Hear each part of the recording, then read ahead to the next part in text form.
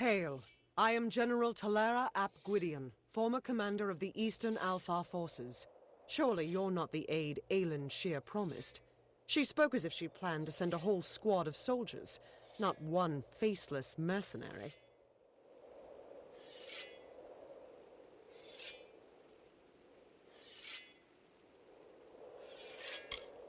You have the bearing of one that's seen combat, but you never fought in the war, or you would know who I am. Once I was the commander of Mel Shear, the Alpha fortress to the east. I held back the Tuatha at every push before the Baelor came. Then everything fell to pieces.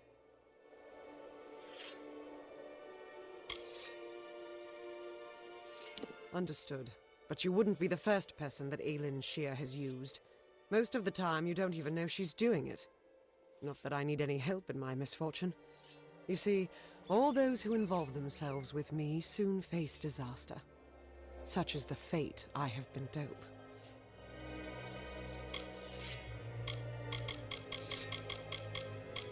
Earl Tusk, the tomb of the Divine Fang, the piercing light. With a weapon like that, I could rally the troops at Mel Shear and perhaps redeem myself. They say the ruin is guarded by legions of Niskaro, led by a beast known as Azagal. Whether this is true, or the stuff of legend, I don't know.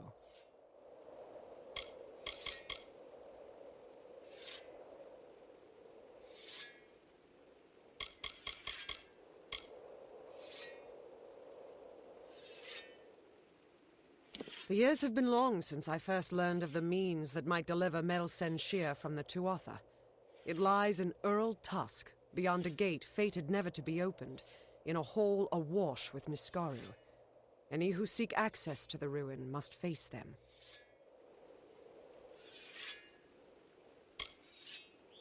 These ruins are said to be the resting place of the Piercing Light, a spear carved from the tusk of the Niskaru Duke, Gajor. The legends say it destroys any horror, in the mind or on the battlefield.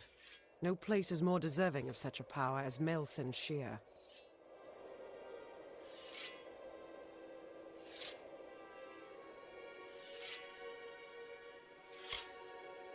The ruin holds the only weapon known that can slay an Niskaru lord, and the monsters inside will do anything to keep it safe.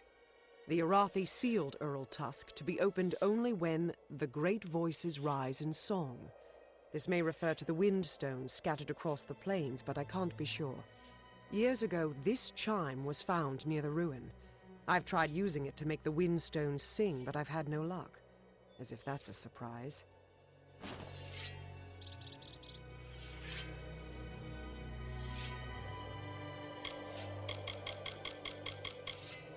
The inscription says the gate will open when the great voices rise in song. I think this means the windstones that are spread across Erethel. There's one just a little to the south. Go there and strike this chime near it. I'll stay here to see if it has any effect. The windstones are located all across the plains.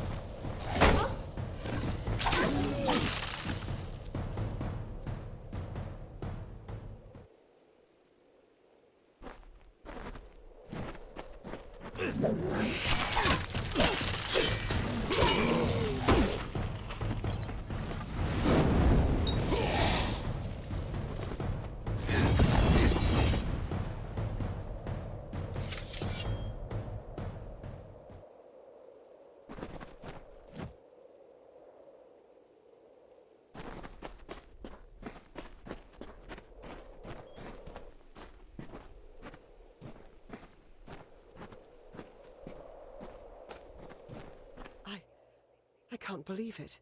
The gate shifted? For all my efforts, you simply appear and make it respond.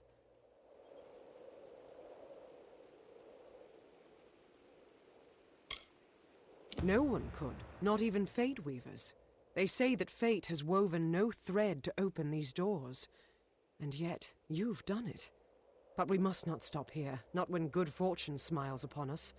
The gate opens, but you must find the remaining windstones and strike the chimes. I will stay here. The Niskara within will sense the gate weakening. Someone will need to hold them back.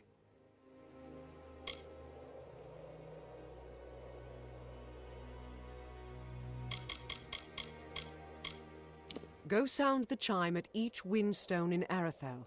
That's the only way to open the gates.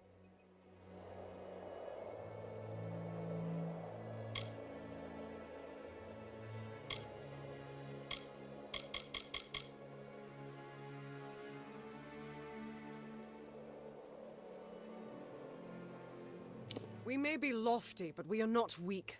Our land is cold and harsh, and we have long studied the noble arts of bow and blade. Across 1,000 battlefields, my spear paints a red masterpiece.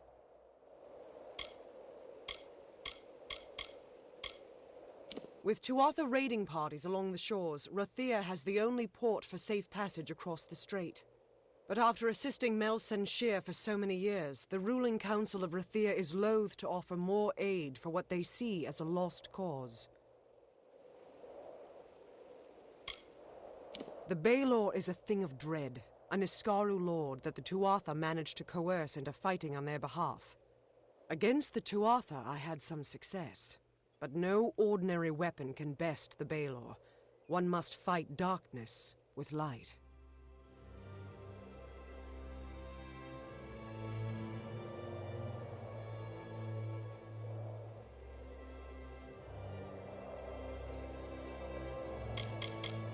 Mel Senshir is the gateway into Cluracan, but it's been under siege ever since my defeat. I failed the city once. I can't fail them again.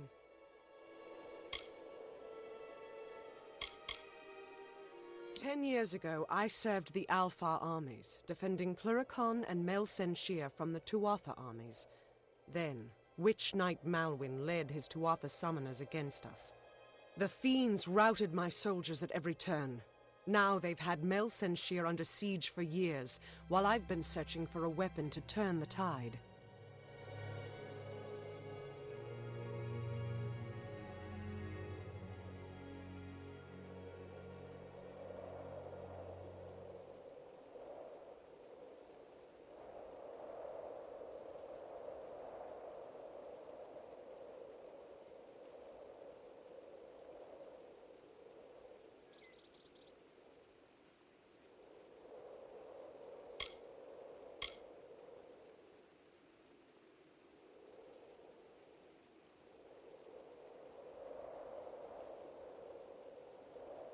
I'll stay here and fight any Niskaru looking to sneak past us.